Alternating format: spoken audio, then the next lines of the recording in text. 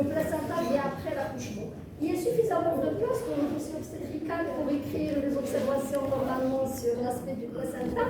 Seulement, il y a beaucoup de choses simples qu'on a perdues dans nos pratiques. Ça coûterait, je vous ai dit au tout début que macroscopiquement examiner un placenta, c'est 1 minute. C'est 1 minute. Et c'est précieux parce que ça peut renseigner sur des choses extraordinaires. Est-ce que vous avez d'autres questions?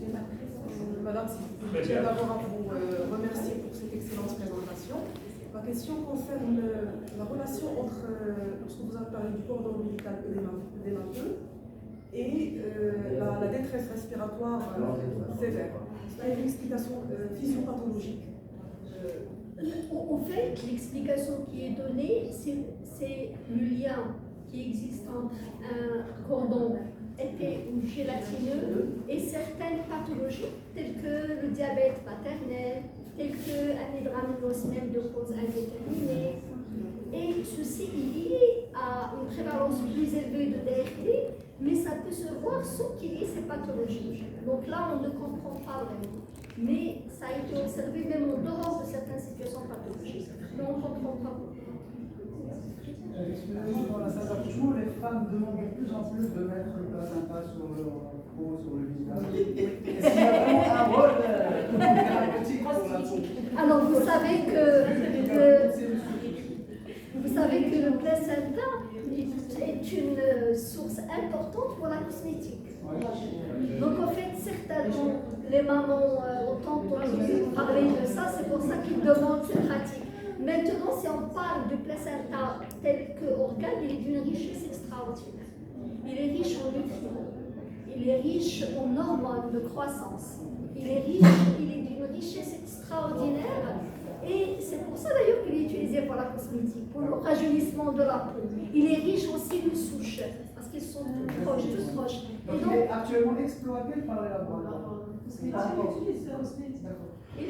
le mange même aux États-Unis. Soit vrai ou asséché. Il est très exploité. Il est extrêmement exploité. Mais pas en l'opposant sur la peau.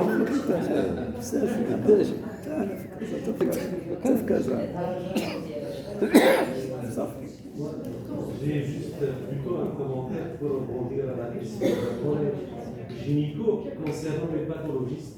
Je pense qu'il faut que, en tant que gynécologue, il faut sensibiliser les collègues, les pathologistes, parce que les pathologistes, ils ont des compétences comme les biologistes, des compétences générales en matière de pathologie, mais ils ont des affinités. Donc, quelqu'un qui n'a pas d'affinité ou qui n'a pas dans sa pratique quotidienne le fait d'examiner macroscopiquement et microscopiquement un placenta, il ne va pas vous faire l'étude du placenta. D'autant plus que le placenta est encombrant lorsqu'on l'envoie. Il faut l'envoyer dans un seau, parce que c'est gros, avec du formol. Il faut avoir du formol, suffisamment de formol, pour qu'il soit bien indiqué. Je pense que c'est à vous de sensibiliser autour de vous. Et lequel des pathologistes qui va travailler avec le PMS, si on n'a pas des compétences, on va le faire.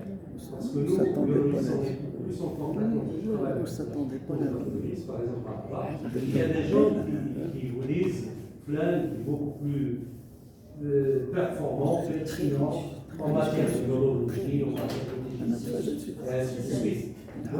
Ça, il faut essayer de créer des raisons. Quelqu'un qui n'a pas de compétences en la matière, si vous lui envoyez un placenta, bien sûr, le renseignement clinique, c'est fondamental. Ça permet d'orienter, ça permet de savoir qui ce qu'il faut chercher au juste. Voilà, c'est juste parce que votre question, j'allais la poser, elle est très pertinente. Et d'ailleurs, l'adage dit qu'on ne sait faire que ce qu'on fait tous les jours. Donc quelqu'un qui regarde les placentas aujourd'hui, demain, après-demain, il va devenir expert. Mais l'information clinique, ça vraiment, on ne peut pas insister assez. Même si on demanderait une CRP, il faut dire pourquoi on la demande. Parce que c'est malheureusement, on reçoit toujours des demandes d'examen sans orientation clinique. Lorsqu'on trouve des perturbations majeures, c'est nous qui téléphonons vers les cliniciens. Il faut toujours garder la communication, parce que, comme a dit un grand professeur d'hématologie, vous le connaissez tous, le professeur Sanama, qui est d'origine marocaine, juif marocain, il a dit qu'un jour, dans un congrès à Casa, c'est lui qui dissocie entre la clinique et la biologie, ou entre la biologie et la clinique, n'a rien compris, ni à la biologie, ni à la clinique. Donc la biologie est indissociable de la clinique. On ne traite pas un examen complémentaire, un bilan biologique, mais on traite un malade. Donc la biologie doit courir le malade. Ça, c'est un biologie qui voulait faire. Voilà.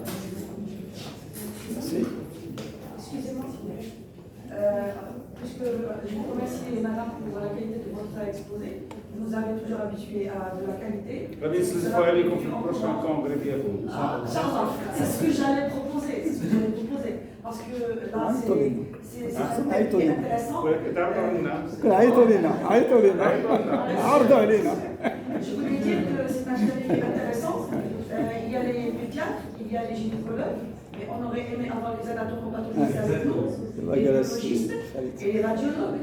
Et je voulais dire aussi qu'il fallait avoir aussi à l'exposé des gynécologues, vous montrer leur expérience durant la grossesse et notre souffrance avec un bébé qui ne bouge pas ou un placenta qui nous paraît suspect. Qu'est-ce qu'on fait? On l'extrait pas. Comment expliquer aux parents? Est-ce qu'ils vont accepter ou pas? Alors, ce que je propose, c'est une réunion multidisciplinaire où il y aura les